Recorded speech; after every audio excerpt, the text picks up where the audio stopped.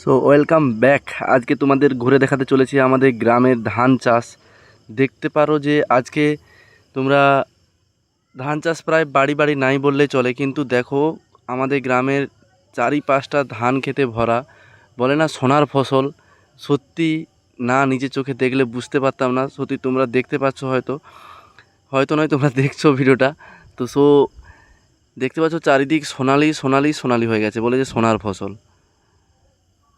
Just দেখো, just আমার তো আসতেই ইচ্ছে হচ্ছিল না। সত্যি মনে হয় এখানে একটু প্রাণ ভরে নিঃশ্বাস নিয়ে বসি, কিন্তু সত্যি খুব এবারে সুন্দর ফসল হয়েছে। ভগবানকে তো আমি, মা লক্ষ্মীকে ধন্যবাদ জানাই। এবারে প্রতিটা কৃষকের মন ভরে দিয়েছে, সত্যি ফসল এবারে ভালো হয়েছে।